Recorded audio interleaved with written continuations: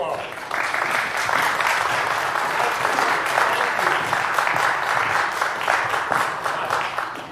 Thank you, my young friends. Everyone, welcome to the 12th reading of Barbara Field's adaptation of Charles Dickens' Christmas Carol. Of course, we know this piece of work is the greatest of all Christmas stories.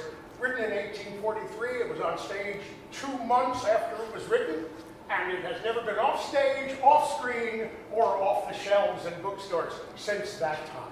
So we're very grateful to Barbara Field from the Tyrone Guthrie Theater for allowing us to use her adaptation, which we do every year. And all we have to do is say thank you, and it's the cheapest thing we do.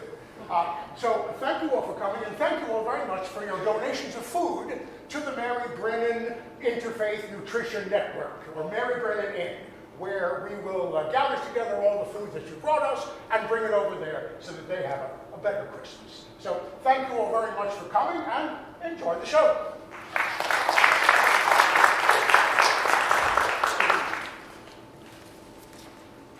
Marley was dead, to begin with. There is no doubt whatever about that. 7 long years dead.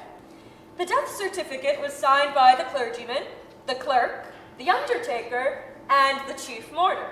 Scrooge signed it, and Scrooge's signature was as good as gold, for he was an excellent man of business. Old Marley was as dead as a doornail. Scrooge knew he was dead. Of course he did. How could it be otherwise? Scrooge and Marley were partners for I don't know how many years. Scrooge was his sole executor, his sole administrator, his sole friend, his sole mourner, and his sole heir. But even Scrooge was not so dreadfully cut up by the sad event, for he proved to be an excellent man of business on the very day of the funeral, for he solemnized it with a fine bargain. Why, didn't he bury Mr. Marley today? Yes, indeed. Old Marley's gone to the devil at last. And he's holding the wake at the stock exchange. The nerve! There is no doubt Marley was dead. You must understand this, or nothing wonderful can come out of our story. And yet, his name still stood painted on the warehouse door. Scrooge had never bothered to paint it out. Scrooge and Marley. Oh, but he was a tight-fisted hand at the grindstone was Scrooge. A squeezing, wrenching, grasping, scraping, clutching, covetous old sinner. Hard and sharp as flint, from which no steel had ever struck out generous fire, secret and self-contained, and solitary as an oyster. To edge his way along the crowded paths of life, warning all human sympathy to keep its distance, was the very thing he liked. Once upon a time, of all good days in the year, on Christmas Eve, old Scrooge was busy in his counting house. It was cold, bleak, biting weather, foggy withal, but Scrooge carried his own low temperature always about with him. He iced his office in the dog days and didn't thaw it 1 degree at Christmas. External heat and cold had little influence on him. The clock struck 3. Wherefore, the clerk tried to warm himself at his candle, but not being a man of strong imagination, he failed. Into the room marched Scrooge's nephew, Fred. Ah, Merry Christmas, Uncle. God save you. No, bah, humbug. Christmas a humbug, Uncle. You don't mean that, Oh, I'm sure. I mean it. Look at you. What right have you got to be merry? You're poor enough. What right have you to be dismal? You're rich enough. Oh, bah, humbug. Don't be cross, Uncle. Oh, look, I live in a world of fools. Merry Christmas! Out upon Merry Christmas! What's Christmas to you but a time for paying bills without money? A time for finding yourself a year older and not an hour richer? Yes, Bud. If I had my way, every idiot who goes about with Merry Christmas on his lips should be boiled in his own pudding and buried with a stake of holly in his heart. Uncle! Now, nephew, you keep Christmas in your own way, let me keep it in mine. But you don't keep it. Well, let me leave it alone then. What profit has it ever brought you? It is true. I may not have profited from Christmas, but I've always thought it a good time, a kind, forgiving, charitable, pleasant time, the only time in the long calendar of the year, in fact, when men and women open their shut-up hearts freely and think of people below them as if they were fellow passengers to the grave and not another race of creatures bound on other journeys. And so, Uncle, though it has never put a scrap of gold or silver in my pocket, I believe that it has done me good, and will do me good, and I say, God bless it. Well said, sir. Oh, let me hear another song from you, and you'll spend your Christmas looking for a new situation. Stop distracting my Clark nephew, or I'll bill you for his time. Uncle, You're such a powerful speaker, nephew. I wonder that you don't go into Parliament. come to dinner tomorrow. I'll see you in hell first. He said it. Yes, indeed, he did. He went the whole length of the expression and said he would see him in that extremity first. But why? Why? You have yet to meet my wife. Please, Uncle, come and dine with us. Us. I see you're still a prisoner of marital bliss. Why did you get married? Because I fell in love. Oh, because you fell in love. Good afternoon. I want nothing from you. Why cannot we be friends? I've never asked you for a penny, sir, and never shall. Ah. Why are we enemies? We're family. Good afternoon. I'm sorry to find you so resolute against me, but I came here in homage to Christmas, and I will keep my Christmas humor to the last. And so, a Merry Christmas, Uncle. Good afternoon. And a Happy New Year. And Scrooge threw his paperweight at him. Get up. Good afternoon. Why, thank you, Uncle. I shall treasure this fine paperweight. Greetings of the season, Bob, and to your good wife. And the same to you, Mr. Fred. The same to you. Here's another fellow. My clerk, with 15 shillings a week and 5 mouths to feed. 6. That's even worse. Talking about a Merry Christmas. Next year, I'll seek refuge in a madhouse. Yes, sir. What's that? Nothing, sir. 2 charitable ladies of beatific countenance entered. Mrs. Blakely was round, and Mrs. Forrest was lean and deaf as a post. 2 visitors, sir. Scrooge and Marley's, I believe. Have I the pleasure of addressing Mr. Scrooge or Mr. Marley? Addressing Mr. Marley would be no pleasure. Mr. Marley has been dead these 7 years. Oh, 7 years ago tonight, this very night. We have no doubt his generosity has survived in his partner. Oh, why? Mr. Marley, at this festive time of year, it is an urgency that we provide for the poor and destitute. Many thousands are in want of basic necessities. Hundreds of thousands are in want of common comfort, sir. Are there no prisons? Plenty of prisons. And the workhouses, they still exist. I wish I could say they did not. And the treadmill and the poorhouse, they're still in full vigor. Both very busy, sir. Well, thank heavens, I was afraid they'd been stopped in their useful course. We are raising a fund to buy the poor some food and means of want, sir. Mr. Scrooge, Marley. It doesn't matter. at this time of year, want is felt keenly and abundance rejoices. What shall I put you down for? Nothing. Ah, you wish to remain anonymous. I wish to be left alone. And since you asked me what I wish, ladies, that is my answer. I cannot afford the luxury of making idle people merry. I am taxed, outrageously taxed, to support those fine old institutions, the workhouse, the treadmill. Many can't go there, sir, and many would rather die. Well, if they had rather die, they'd better do so and decrease the surplus population. Oh, my. Besides, I do not know that to be true. But you should know it, sir. It's none of my business, and as mine occupies me profitably enough, good afternoon. The city clock struck 7. Yes, I know, it's time to close up. In the street, the fog and darkness thickened, and at length the hour of shutting up the counting house arrived. Most shops and businesses had shut up early, and lords and laborers alike commenced their celebration. You want all day tomorrow, I suppose? Quite convenient, sir. It's not convenient, and it's not fair. If I was to deduct half a crown for your holiday, you'd think yourself ill-used. It's only once a year, sir. Well, that's a poor excuse for picking my pockets every December 25th. I am a victim. A victim of hunger. Granted, you take your Christmas, but be here all the earlier the next morning. I shall, sir. Thank you, Mr. Scrooge, and a merry... Oh, sorry, sir. Hunger. Scrooge took his melancholy dinner in his usual melancholy tavern, and having read all the newspapers, he beguiled the rest of the dinner hour with his favorite volume, his banking book. He lived in a gloomy set of rooms that had once belonged to his deceased partner, Jacob Marley. No one lived there now but Scrooge. The fog and frost so hung about the house that it seemed the genius of the weather sat in mournful meditation on the threshold. Now, it was a fact that there was nothing peculiar about the knocker on the door, except that it was very large.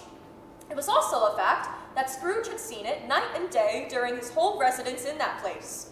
It was also a fact that Scrooge was not a fanciful man.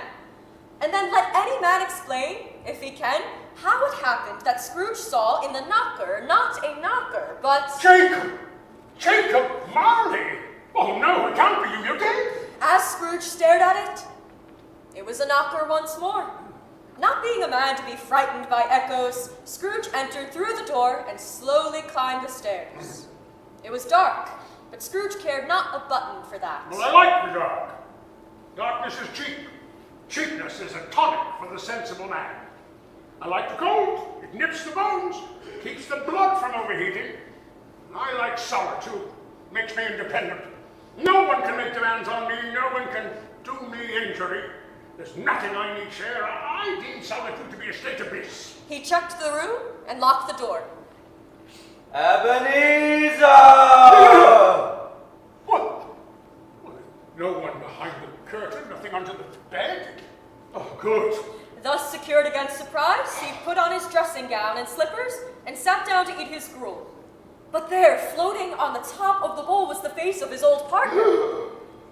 Ebenezer Scrooge! Oh, absurd! Humbug! A bell began to ring. God! Is a man not to have a decent night's sleep? Suddenly, from the cellar came a horrible clanking and rattling of chains. How now? What do you want of me? Much. Who are you? Ask me who I was. Well, all right, you're mighty particular for a ghost. Well, who were you? In life, I was your partner, Jacob Marley. Jacob. Oh, you don't look at all well. Can you sit down? I Well, can. then have a seat and let me tell you all about our thriving business. Business! And I see you haven't come to discuss business. You don't believe in me. Oh, I don't. What evidence would you have of my reality besides your sense? I don't know. Then why do you doubt your sense? Well, because little things affect them. Well, you might be the result of my dinner, an undigested bit of beef, a blot of mustard, undercooked potato. You know, there's more of the gravy than the grave about you, whoever you are. Dreadful apparition, why do you trouble me? Man of the worldly mind, do you believe in me? I do, I must. But why do spirits walk the earth and what do they want with me? It is required of every man that his spirit must walk among his fellow man. And if that spirit goes not forth in life, it is condemned to do so after death. It is doomed to wander through the world. Oh, woe is me! And witness what it might have changed to happiness. But why are you fettered, Jacob? I wear the chain I forged in life. I made it, link by link and yard by yard, and of my own free will I wore it. Is its pattern strange to you? You have your own chain, Ebenezer, and yours was as heavy as mine 7 Christmas Eves ago, and you have labored on yours since.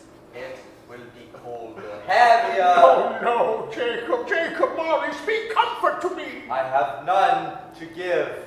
Comfort is conveyed by other messengers for other better kinds of men. Nor have I time. I cannot stay, I cannot rest, I cannot linger anywhere. Mark me. In life, my spirit never rode beyond the narrow limits of our county house. Now weary journeys lie before me. 7 years and traveling all the time? The whole time, no rest, no peace, incessant torture of remorse. You travel fast? On the wings of the wind. Well, you must have covered a lot of ground in 7 years. Oh, fellow captive, regret alone cannot make amends for opportunities misused. Yet such was I. Such was I. You were always a good man of business, Jacob. Business! Mankind was my business. The common welfare was my business. Charity, mercy, forbearance, benevolence were all my business. But I did not heed them. The dealings of my trade were but a drop of water in the comprehensive ocean of my business. Why did I walk through crowds of fellow beings with my eyes turned away? Hear me, Ebenezer. My time is nearly gone. I will, but don't be hard on me, Jacob, and don't be so flowery. My time is nearly gone.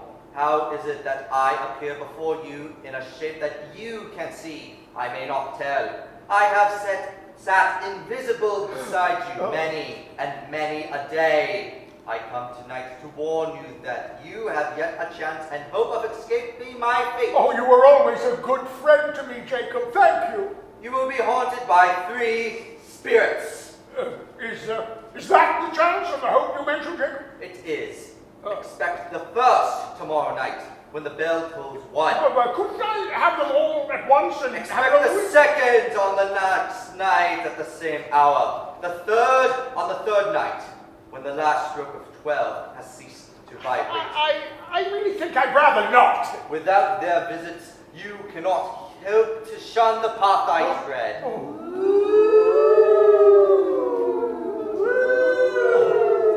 Suddenly, the room was filled with phantoms. See how the air is filled with phantoms. They wander restlessly as I do. I know some of these ghosts, or I knew them. The misery with us all is that we seek to interfere for good in human matters, but have lost that power forever. Hear these spirits, Ebenezer Scrooge. Remember what has passed between us, and look to see me no more. Humbug. Being much in need of repose, Scrooge fell asleep upon the instant. Nearby, church bells began to chime. 10, 11, 12. But it was past 2 when I went to bed. Oh, something's wrong with the clock. It's got an icicle in its works. It's not possible that I slept through a whole day and a half. It's not possible that it's now 12 noon and something's happened to the sun. It was a dream. Or was it? Expect the first ghost when the bell tolls 1. Ah, there. 12:15. Well, 1/2 the hour. And a quarter to it. And the hour itself. And nothing else. Suddenly, a shining spirit opened Scrooge's bed curtain. Are you the spirit whose coming was foretold to me? I am. Who and what are you? I am the ghost of Christmas past. Long past? Your past. I am your memory, your transport, your history, your gadfly. Come, walk with me. Where are you going? What are you doing? What business brings you here? Business? Your welfare, your education, your reclamation. Okay, well, this reclamation, how much will it cost me? Take heed. Beware. Look sharp. You know, a good night's sleep might have been more beneficial to my welfare. Why don't you run along or float along? Shut me out at your peril. I have come about the business of your reclamation. Come and walk with me. The weather's not fit for walking. It's freezing outside. I've only my slippers on. Spirit, I am immortal and liable to fall. Bear but a touch of my hand there on your heart, and you shall be upheld. Scrooge and the spirit rose through the swirling winter clouds until the city had vanished and Scrooge found himself in the country. Here we are. Good heavens. I know this place. Do you? Yes, of course it's my old school. I was a boy here. I would know it blindfold. Your lip is trembling. And what's that on your cheek? It is snow. Snow.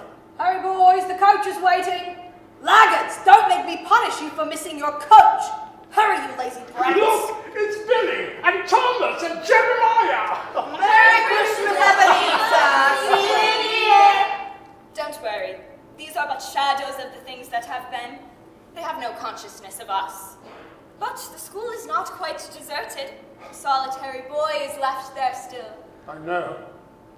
And look, my books. My dear, dear books. My Robinson Crusoe. Oh, such adventures we had together. Oh, the Arabian Nights and Ali Baba. Poor boy. may wish... What? Nothing. Nothing. Suddenly, the princess appeared. Look, Spirit, it's my sister. Fan! Oh, Fan! Isn't it odd you're so young and I'm so old? I have come to bring you home, little brother. Home, home, home. Home, dear Fan. Yes, and father is much kinder than he used to be. And when I asked if you might come home, he said yes. We'll be together all Christmas long. Fan! I'm going to be a man and never come back here.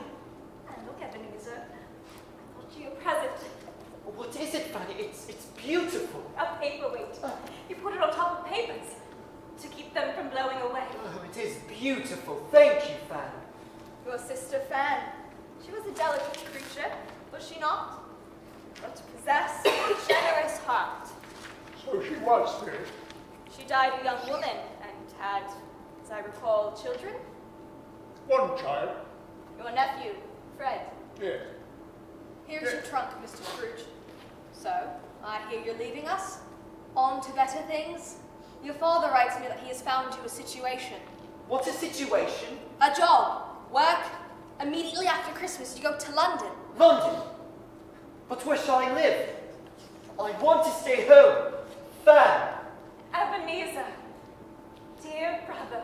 Faster, boy, faster! Elbow grease, nose to the grindstone. Earn your wages! 6 shillings a week was not a bad wage for a 10-year-old boy. I was abandoned! But I learned. You learned, yes. You learned to save your shillings and pence. I learned to be self-sufficient. The dark stain of poverty never stuck to me. Let us go, Spirit. I have seen enough. You don't know the meaning of the word enough. The spirit gave Scrooge a wise little nod and drew him forward through his pass. They left the country, and suddenly they were in the busy thoroughfares of London. Come, children, it's time to go home. We'll be late for tea. Belle! It's Belle! William, take off your skates. And a rose. Oh, watch out, William. Oh, dear, look what you've done. Oops, sorry, sir. No harm done. Oh, please let me help you up, sir. I'd ask you to have a seat, madam, but you already have. William, lend a hand to Mr. Scrooge. Ebenezer Scrooge, madam. Slowly does it, lad. Yeah. Put it there. Oh, heavens, your bundles are scattered everywhere. I hope nothing's broken. Oh, what's a biscuit or two? I hope nothing's broken. What's a bone or two? Are you joking, Mr. Scrooge?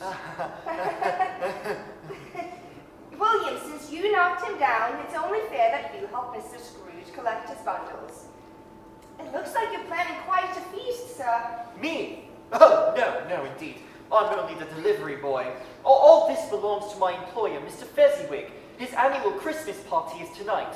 Old Fezziwig's very open-handed that way. Don't you love Christmas? I do. I mean, yes, indeed. The warmth, the spirit, the good Well, as smells. I said, Mr. Fezziwig's very kind, generous to a fault, which is why he'd be delighted if I offered you a peppermint. No, they're chocolates ordered specially for the occasion. Even better. May the children... Oh, yes. 1 piece each, then home. Thank you, sir. You have quite a handsome family, madam. They look like you. Oh, dear. You're quite mistaken, sir. These are not my children. They are my charges and their governess. I work for my brother, Mr. Scrooge, just as you do. I'm glad. Well, not that you must work, but I mean, I'm glad to meet... My name is Belle Crawford. Miss Belle Crawford. Miss Bell. At the risk of appearing impertinent, may I venture to... That is, would you consider...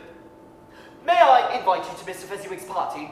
That is, he encourages us to bring our special friends, and since I have no friends... I'd very much like to come, Mr. Scrooge. Oh, Belle. Dear Belle. The stars were particularly bright that night, and the laughter, unable to keep within the confines of the houses, crept beneath the door jambs and echoed in the streets. And about everything, there hung an air of expectation. Do you know this place? Oh, know it. I was apprenticed here. Hilly-ho, Dick, Ebenezer.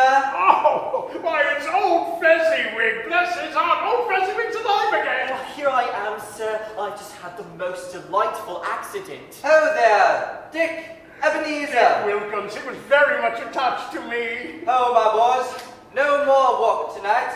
It's Christmas Eve, Dick. Christmas Eve, Ebenezer.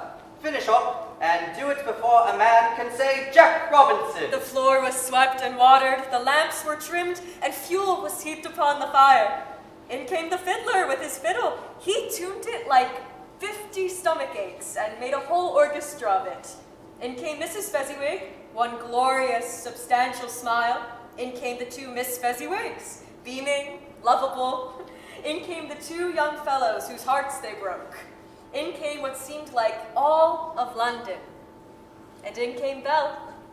My dear friends, my dear neighbors, my dear children. Mr. Fezziwig! Tonight we'll do it. We'll eat and drink and trip the light fantastic.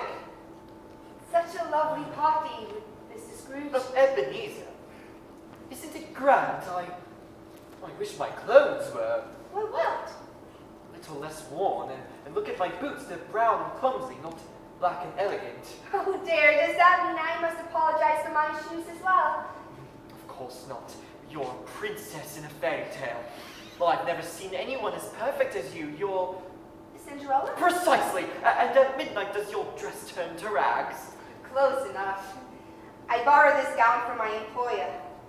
Tomorrow I shall be quite myself again, dressed in plain black brown wool. It doesn't matter that there's no glass slipper. You'd be quite as splendid in brown wool. Or brown boots. You have a nice smile, Ebenezer. Me? Smile? Not exactly famous for my smile, Miss Belle. Oh, Trey Bell. Love. Love, indeed. Romance, hope. A healthy percentage of mortals' time is spent on love. You're a man who respects figures. Why do you suppose they do it? Because they're fools.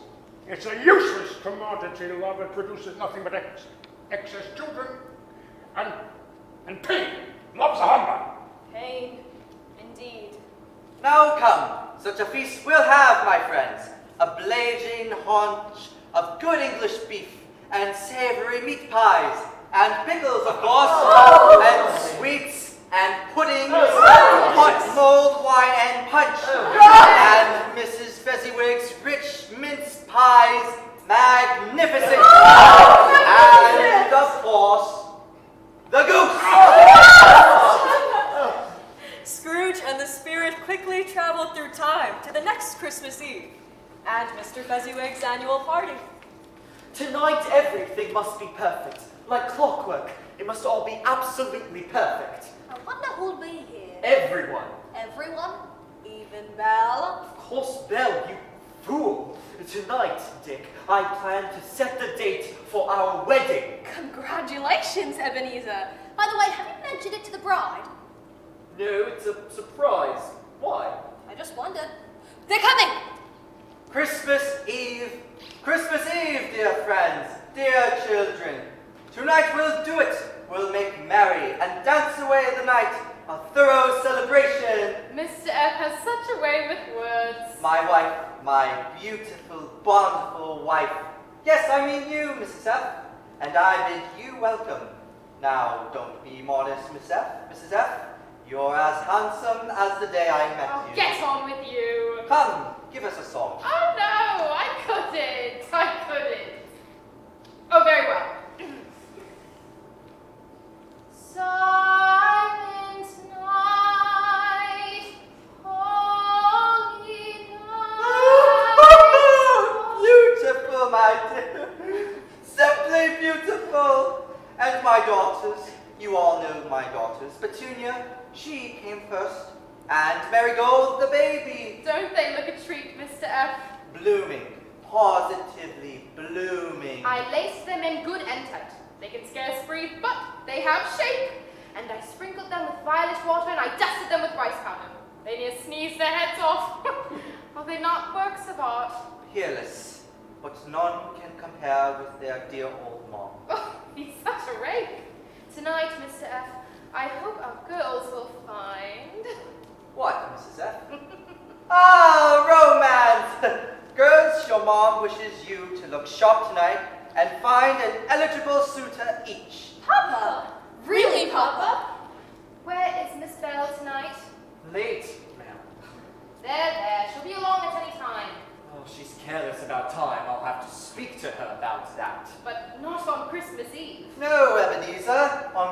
Eve time takes a holiday and dances in the street.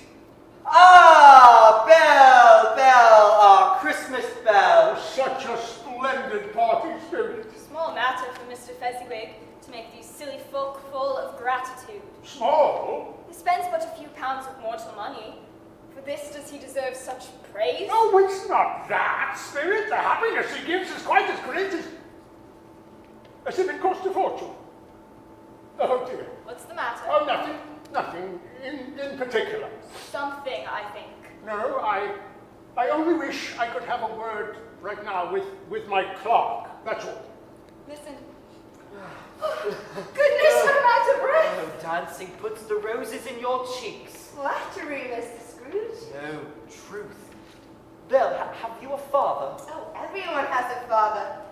Why? Because I'm getting on so well at Mr. Fezziwig's warehouse that tomorrow night I shall go to your father and ask for your hand.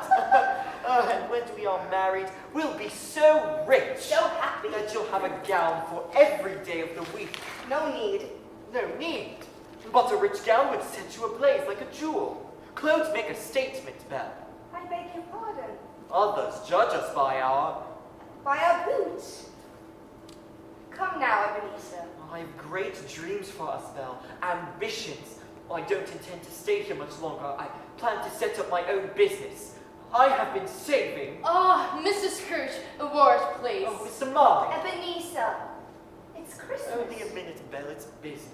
Need we talk business at a party? Good evening, Miss Belle. Are you enjoying yourself? I was. Belle, you've met Mr. Marley. Merry Christmas, Jacob. For us, I think it will be. Do I catch your meaning, sir? You've obtained the mortgages. At a price you like. All 3 buildings. As of this evening, the properties are ours. There'll be great profit if we won't let sentiment get in the way. You mean heart? No, I mean good sense, Miss Belle. Common sense. Old Fezziwig think I have no heart at all. Some feel he has too much. Just so. Too much heart? Belle. Bill, don't go. Come, my dear. You're quite right. We'll join the others. Young Ebenezer Scrooge devoted himself to work. His business was lucrative, and that was all that mattered. His pence and shillings quickly grew into pounds and guineas, and by the 3rd Christmas party at the Fezziwigs, he was his own man. What's wrong with that? Ebenezer, so glad you could join us this year. My pleasure, sir. You've been quite a stranger to us. I hope your business is prospering. Indeed. And your own business thrives? Middling, middling. Miss Belle, how lovely you look tonight. Come have a glass of punch. I must speak to you, Ebenezer. Later, my dear. I cannot wait. Spirit, no, take me home. I cannot bear to watch. Just one more scene. Our time grows short. Your fingers are cold. You scarcely smiled this evening. If something's wrong, tell me. I was never very good at guessing. I have been displaced in your heart. I don't know what you mean. Good grief, listen to this girl.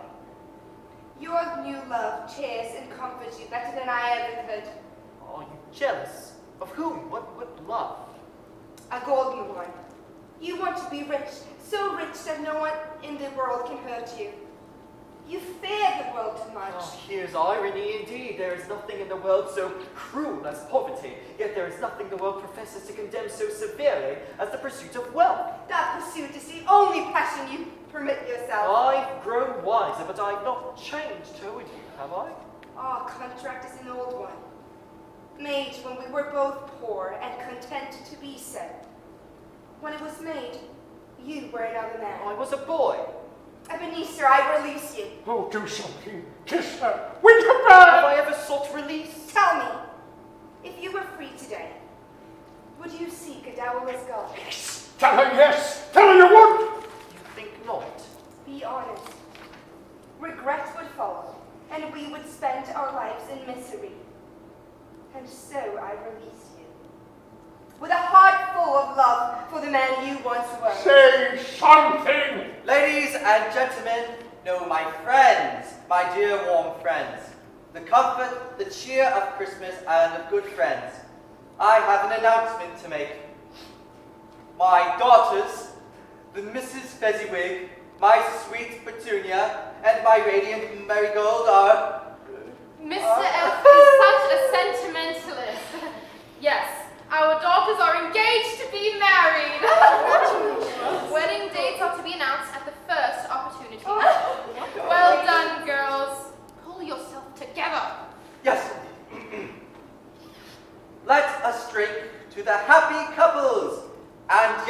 let us also drink to Belle and Ebenezer. Where is Belle? Come, Ebenezer. Smile. Smile. Smile. Smile. Smile. Smile. Humbug. Humbug? It's all humbug. Spirit, show me no more. I beg you, leave me. Take me home. Suddenly, Scrooge found himself in his own bed. No. I'm awake. I'm alert. And I'm ready for anything. Nothing scares me, nothing at all. Short of a cross between a rhinoceros and a baby. A blaze of ruddy light streamed upon him, and being only light, it was more alarming than a dozen ghosts. And Scrooge was powerless to make out what that meant. He was apprehensive that he might be, at that very moment, an interesting case of spontaneous combustion. He began to think the source and secret of the ghostly light might be from above.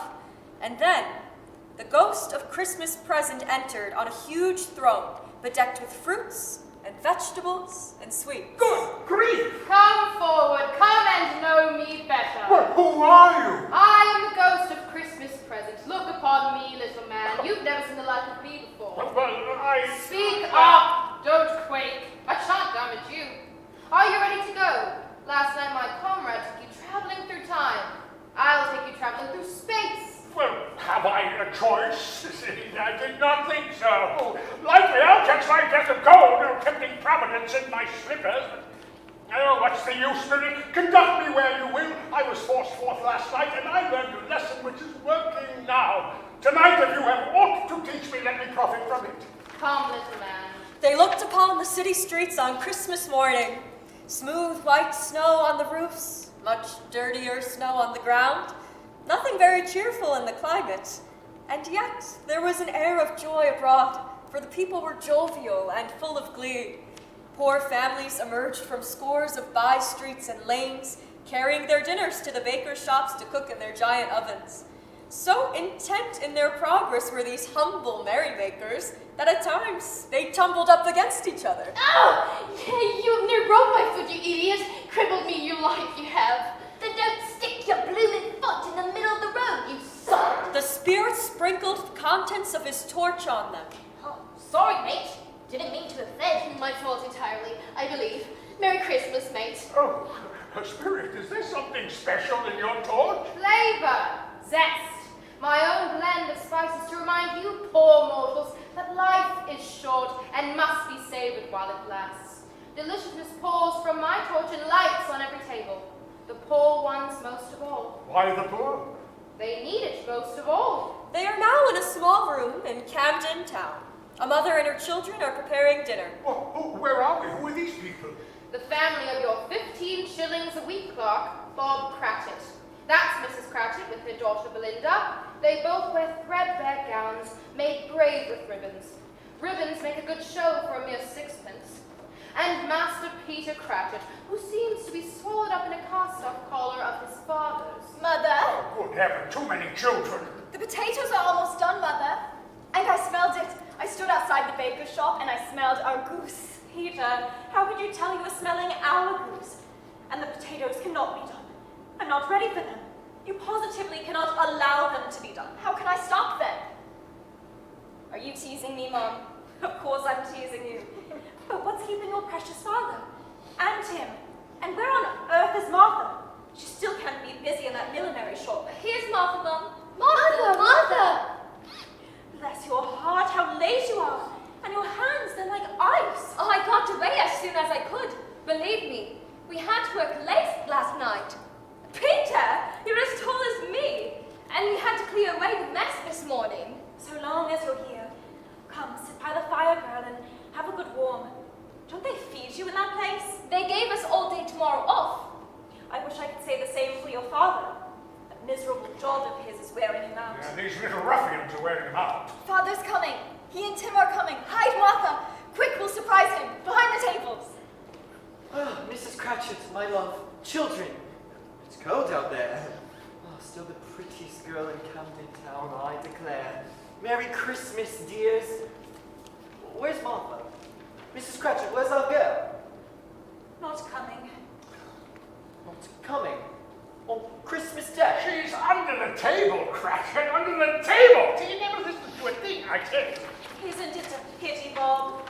I can't bear teasing him. Surprise, Father! Here I am. Oh, Martha, dear girl. Father, you looked as if you might cry. Oh, my clever family played a trick on me, eh, Mrs. Cratchit? Merry Merry Christmas, Father. I do believe I am what is called a family man. Spirit, they're mauling him. Stop that! He'll have no strength for work tomorrow. Children, do I smell something? Do I hear something bubbling in your mother's laundry boiler? The pudding. It's steaming away in the wash house. Come have a look, Tim. What's wrong with that little one? Oh, be careful, children. Don't touch, only smell. Martha, my love. That's it, you two have a good stretch out. Look at you, the idle rich. You shall be idle this day. That'll be my Christmas pleasure. But as for the rich... We're rich. On 15 bob a week? We're rich. And how did little Tim behave in church? As good as gold, better. But he gets so thoughtful sitting by himself so much. He says the strangest things. He told me coming home that he hoped people saw him in a church because he was a cripple. Bob! Because it might be pleasant for people to remember on Christmas Day the miracles that make lame beggars walk and blind men see. But he's growing stronger every day. Don't you agree, Martha? Yes, I do believe he is growing hearty and strong. The pudding will be gorgeous. It smells heavenly. Spirit, that little boy. Tim. Martha, tell us about the milliner's shop. Well, it's feathers and ribbons and bows and straw hats and more hats. 14 hours a day. It's cruel. It must go right to your head. No! Incorrigible. Go right to your head. That's a dreadful boy. You wouldn't believe the fine customers. In furs, I saw a countess and a lord day before yesterday. He wasn't an inch bigger than our Peter here. But strange, they can never seem to decide what they want. We don't have that problem, do we? Do I want the grey velvet with red cherries or the blue straw with cornflowers? Such a crisis, Countess. You mustn't be subjected to the stress. We'll have them both. My lad's a positive He's a goose! Good heavens! The goose! Peter, run to the baker's and fetch the goose. Belinda, mash the potatoes and I'll tend to the gravy. And I'll make the punch.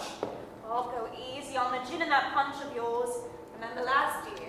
I do confess, I'm starving. Here it is. It's ready. Well now, children, settle down.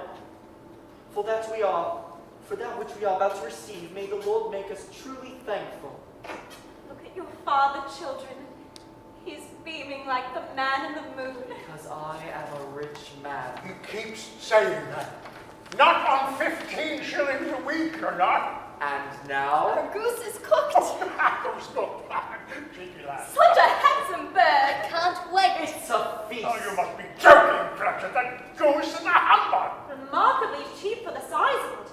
Very generous, isn't it? It's scrawny, so minute a bird for so many people. There never was such a goose. Its tenderness and flavor, size and cheapness elicited universal admiration. And eked out with applesauce and mashed potatoes, it was a sufficient dinner for the whole family. I'm going to best. The best we've ever had. For once, everyone had enough. Wonderful word, enough. And the youngest Cratchits in particular were steeped in onion and sage to the eyebrows.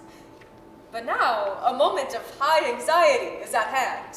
I'm so nervous. So nervous. Children, it's the annual pudding crisis. Don't tease me, Bob. What if it's not thoroughly cooked? What if it should break when I turn it out? What if someone should climb over a wall and nick it while we were eating the goose? Then I'd make a pudding of the thief. Face the challenge, my dear. Belinda will accompany you. It happens every Christmas, eh? Oh, my dear family, such a day, such a day. Wait. I smell something. Oh, salute the pudding, salute your mother. It's another triumph, my dear, the greatest triumph since you married me. I confess, I had my doubts about the quantity of Oh, flour. but first gather round the hearth. It's time for our punch served in the family crystal. That's such a small pudding for so large a family. You think so? Any Cratchit would blush to hint at such a thought. They had enough. Wonderful word, enough. It means something different to each man. Oh, I believe I've outdone myself this year. My lords and ladies, I give you Mr. Scrooge, the founder of the feast. Founder of the feast indeed. I wish I had him here. I give him a piece of my mind to feast upon. I hope he have a good appetite for it. My dear, it's Christmas Day. It should be Christmas Day, I'm sure, on which one drinks the health of such a stingy, odious, hard, unfeeling man as Mr. Scrooge is. My dear. You know he is, Robert. But I'll drink to his health for your sake, and the day is not for his. Long life to him. A Merry Christmas and a Happy New Year. I'm no doubt. Mr. Scrooge! And to us, a Merry Christmas. God bless us. God bless us, everyone! Behold them, one of the most fortunate families I visit tonight. Fortunate.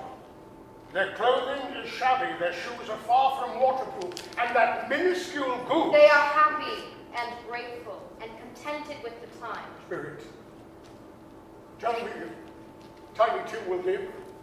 I see a vacant seat in the chimney corner, Oh. and a crotch without its owner. Oh, no, kind spirit, say he will not die. If he be like to die, he had better do it and decrease the surplus population. Oh, no, spirit! Man, if man you be at heart, forbear your wickedness. You must discover what the surplus is and where it is. You would decide which men shall live and which men shall die. It may be that in the sight of heaven you are more worthless and less fit to live than millions like this poor man's crippled child. Oh God, to hear the insect and the leaf pronouncing on the too much life among his hungry brothers in the dust. Come, the day is waning and you've more to learn. They sped through the lonely darkness, over land, over sea, over an unknown abyss, whose depths were secrets as profound as death. Scrooge suddenly saw the planet with great clarity. He grew to know the surplus population. He observed, tallied, totaled in his best counting house way. He peeked into the soul of humanity, heard the carol on its lips, and understood the memory of bygone Christmases in its heart. Being a man who respected numbers, the very quantity of human souls preoccupied with Christmas thoughts gave him pause. He turned in mid-ocean to ask the spirit to explain, and found himself in a bright, dry, warm parlor instead. Oh, I recognize that laugh. It belongs to my nephew Fred. Surely you exaggerated, Fred. I swear it's true. He said that Christmas was a humbug. More shame for him, Fred. Oh, is that the wife? You know, she's poor, you know. Not a halfpenny to her name, but you know, I confess that she's what you call provoking and well, satisfactory. Oh, perfectly satisfactory. I hear he's rich, Fred. Oodles of money, but you can't prove it by any largesse Fred's received. I don't desire anything. Oh, but he has given me a gift. This old paperweight. Oh. That's thoughtful. He shielded it to me yesterday. I quite treasure it. I've no patience with him, neither have I. His offense carries his own punishment, my love. He takes it into his head to dislike us, and he won't come to dine. The result, he cheats himself. What? How? Well, in truth, I guess he doesn't lose much of a dinner. He loses a very good dinner. A repast faultlessly brought by my wife and her two lovely sisters. A feast fit for a king. That must be true, for there's not a single bite left. Fred had 3 servings. Food, another benefit of marriage. A bachelor's a wretched outcast of society, underfed and unloved, dependent on others for scraps of affection and crumbs of comfort. Oh, desolation. Wipe your tears, desolation, before they make the carpets mildew. I wish some nice young lady would take pity on Topper and end his misery. Any volunteers? My uncle has missed us out on something far more important than our dinner. Could anything be more important? My wife herself. Thank you, my dear. He's lost so much by not knowing her. She is altogether satisfactory. But I'll try again next year, for I pity him. If my good humor puts him in the mood to leave his poor clerk £50, I'll feel it's worth the effort. £50? Are you mad? Enough about your uncle. Let's have a game. Blind man's bluff. Oh, yes. Tupper, you must be the blind man. 1, 2, 3.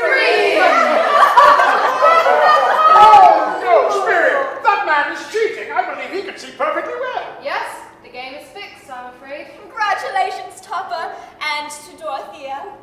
Let's play a quiet game now. Yes and no. We must be going. No, wait, here's another game. We cannot Oh, stay. 1/2 hour, Spirit. It's so warm and cozy here, and I want to play. Yes and no. Fred, you start.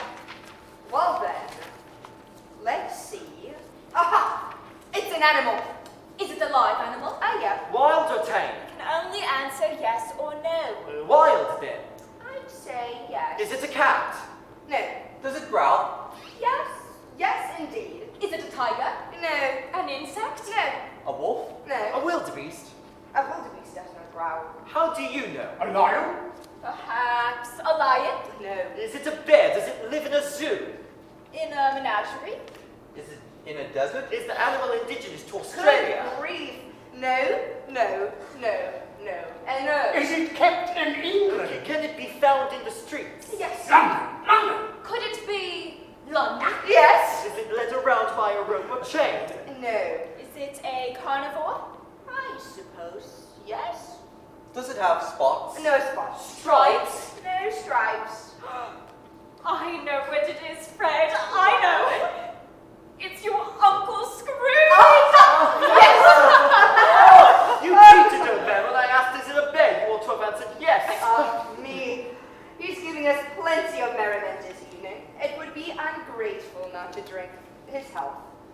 I give you Uncle Scrooge. Uncle Yes, I don't know what to say. I don't deserve to...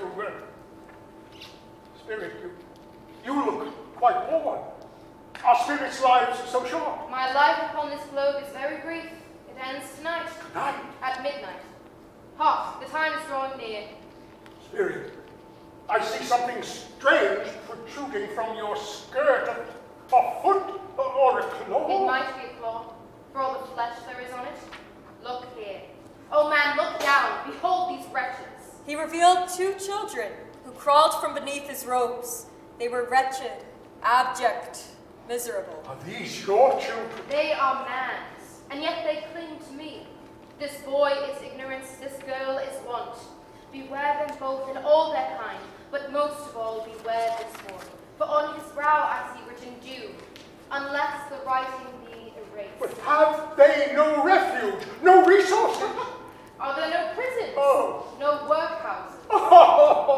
The bell began to ring and tolled 12. Am I in the presence of the ghost of Christmas yet to come? Ghost of the future, I fear you more than any spectre I have seen. Yet I will travel with you and do it with a grateful heart. Will you speak to me? To lead on, Spirit. The night is waning fast, and it is precious time to me. Lead on. Scrooge observed a funeral procession, which was led by the undertaker. Well, I see old Scratch has claimed his own life at last. The fellow's dead! Dead as a doornail. What do you know about it? Not much either way. I only know he's dead. When did he die? Last night, I believe. I thought he'd never die. What did he die of? Hardening of the heart. God knows he was tough as the devil himself. The devil will be an intimate of his now, eh? What's he done with his money? He hasn't left it to me. That's all I know. Anyone planning to attend his funeral? I don't mind going if a lunch is provided. But if I must go, I must be fed. I'll offer to go if everyone else will. You know, I'm what you'd call one of his particular friends. Yes, he said hello to me once in the street. Evidently someone's died. Jacob Marley? Oh, no. That happened long ago, and you're all about the future, aren't you? Well, I'll be guided by you entirely, Spirit. I'm sure that it will become clear in due course, won't it? Still, you say nothing. Won't you answer? Scrooge felt the phantom's eyes keenly upon him as they traveled to a part of town that Scrooge had never laid eyes on. The whole place reeked of filth, misery, crime. In a wretched alley, there was a rag and bone shop where iron, old rags, bottles, and greasy offal were bought and sold. And amidst the merchandise was Joe, the proprietor, a grimy rascal. Good day to you, Joe. If it isn't Mrs. Grimsby, looking lovely as ever. Here, that's my charwoman, Mrs. Grimsby. What's she doing in a sordid place like this? Have you met Mr. Dilbert? Enchanted. Andress. Likewise. Now, Joe, it's the first time I heard she's that scared. Oh, my soul, look who else is honoring us with a visit. Mr. Grubb, the Undertaker. Ill met by moonlight, my old friend. What a strange coincidence. All of you coming here with merchandise at the same time. It's what I call an embarrassment of riches. Who's first? I beg to disagree. You saw me, Joe. I'm the first. Then the laundress let her be second, and the Undertaker last. The Undertaker's always last, eh? As you like. I'll buy it all. Whether you bring, be it leaden or lead, candlesticks, nut picks, old stones, or old bones. I do love my trade, don't you know? Happy in my work. Ain't we polite? She's afraid. You've a perfect right to look after yourself, love. The dead man always did. True. No man more so, and my little ones never get enough to eat. Then don't stand there quaking. Who'll be the wiser? No one will be the wiser if he'd been half human in life. He'd have someone to look after him in death instead of gasping out his last breath all alone. Enough, pretty sentiment. Let's do business. What have we here? A pencil case, pair of sleeve buttons, spectacles, a balance wheel, and an old paperweight. Look. Not worth much, ain't of it. There, 10 shillings, and I wouldn't give you 6p more if you pickled me for it. I will be pickling you one day soon in my workroom. Very funny. Who's next? Towels, a nice pair of boots, a pair of wool knickers with holes in the seats, 2 pretty little silver teaspoons, sugar tongs, and an old copy of Robinson Crusoe. You'll do fine in this business. That's your account, my dear. And may I repent of my liberal nature. Now you'll see something, Joe. I'm quite the collector. A splendid bed curtain. With the branch rings and all, and tassels, and fully lined. What you do, love, put them down right in front of the court. Ah, he didn't object. Here's a woolen blanket. With nary a moth hole in sight. Course not. Even the bed bugs couldn't bear to stay in that room. It was that cold. Where he's going, he won't be needing it to keep warm. And what's this? A fine linen shirt. You don't mean you stripped the shirt off his corpse? Some fool put it on him to bury it. But I took it out. Waste not, want not. This is the end of it, you see. He frightened everyone away from him while he's alive. The prophet just now, he's dead. Horrible! Jackals!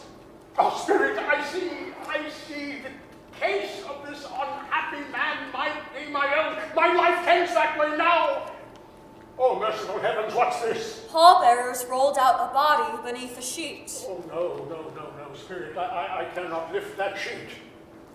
If this man should be raised up now, what would be his foremost thought? Avarice? Hard dealing?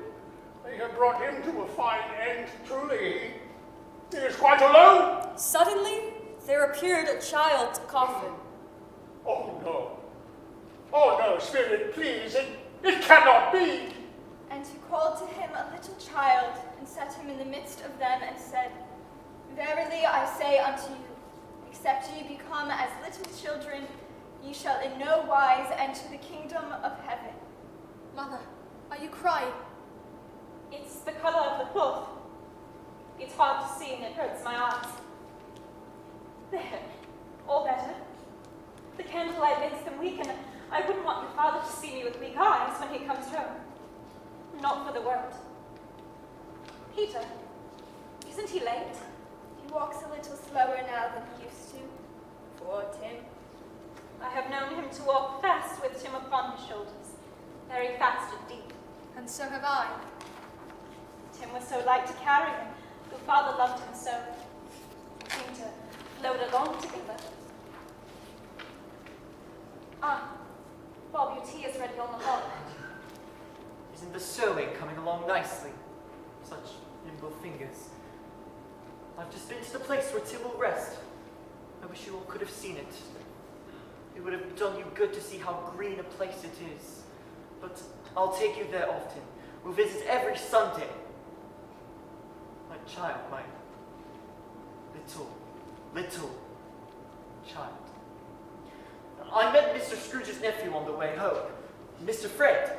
When I told him our sad news, he said, "I'm heartily sorry for it, Mr. Cratchit." He knew my name, Fancy, and heartily sorry for your good wife. Now, how did he come to know that? No, what, dear? That you're a good wife. And he handed me his card and offered to be of any service. I shouldn't be surprised if he got our Peter a better situation. Just think, children. And then Peter will be keeping company with some young lady and setting up for himself. Get on with It's you. as likely as not, Peter, but children, however and whenever we part from one another, I'm sure we shall none of us forget poor Tim, shall we? Never, Father. Never. Spirit, tell me, are these the shadows of things that will be? Or are they the shadows of things that may be? Answer, Prince of Death, for I know you now, and you are he. Death is the subject of your lesson, and that I must study. And here lies the wretched man whose name I now must learn. Before I draw near the stone, Spirit, hear me. I'm so afraid to look. Oh, it's my name. Oh, no, Spirit, no. Spirit, hear me. I am not the man I was.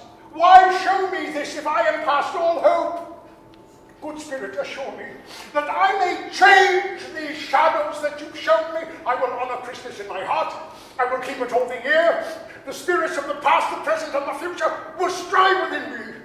I shall not shut out the lessons I have learned. Oh, tell me that I may sponge away that name. And in an instant, Scrooge found himself in his own bed. I will honor Christmas in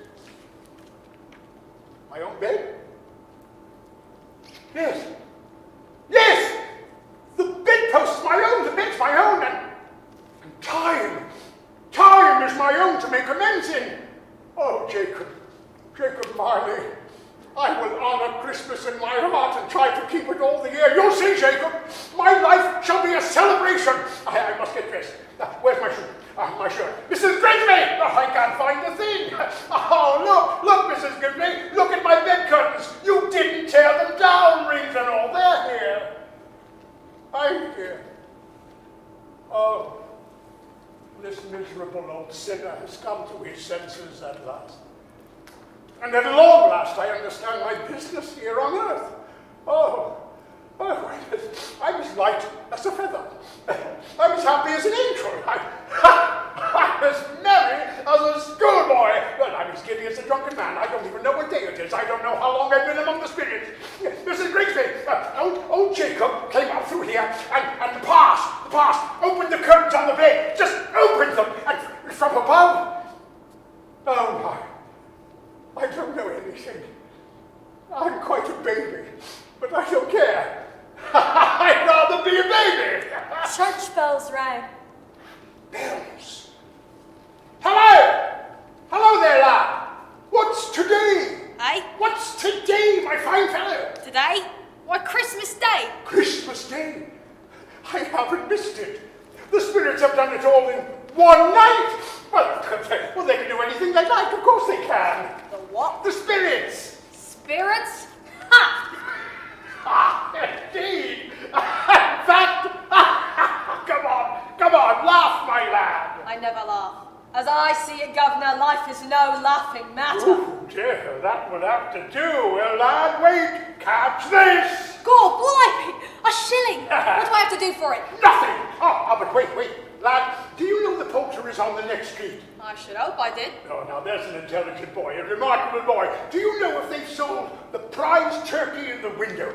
Not the little prize turkey, the big one. What, the one as big as me? Yeah, delightful boy. Yes, my buck. It's hanging in there now. Well, splendid. You go and buy it.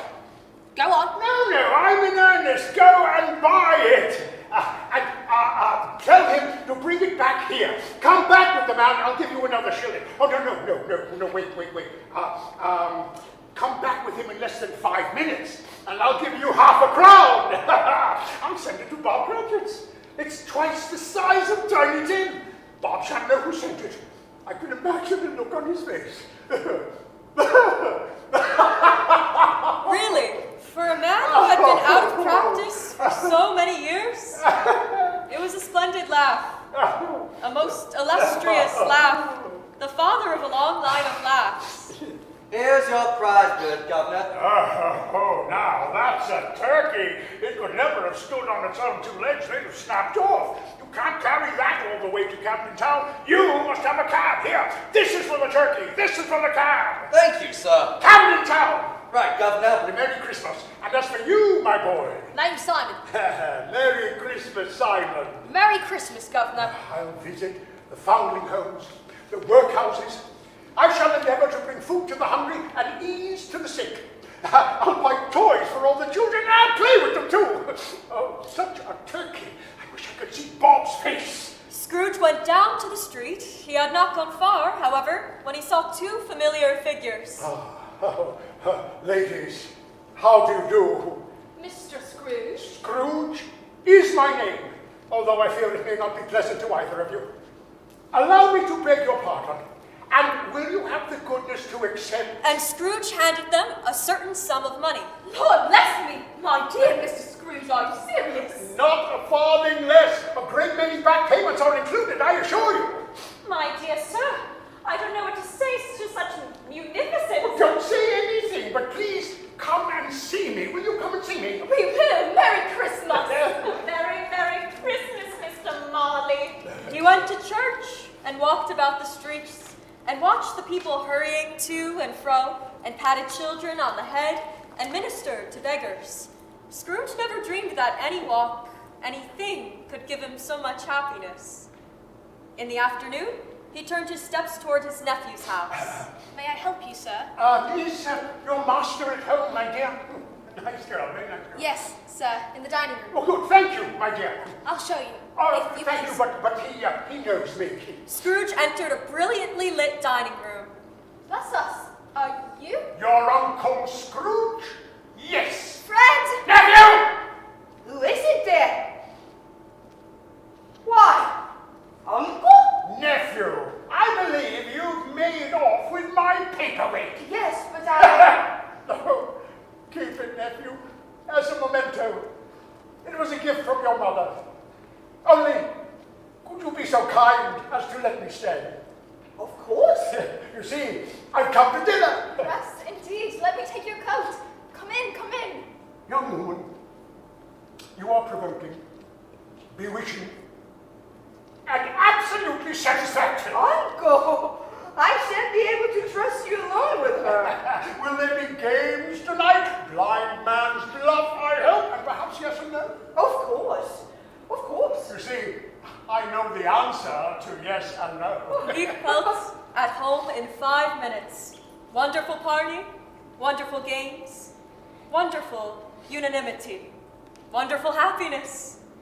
But the crowning delight of the very altered Mr. Ebenezer Scrooge came when he arrived at the office the next morning. Oh, he was early there.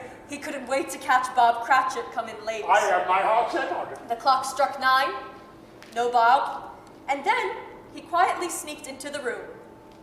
Good afternoon, Cratchit. I'm very sorry, sir. I'm behind my time. A full 18 and a half minutes past your time.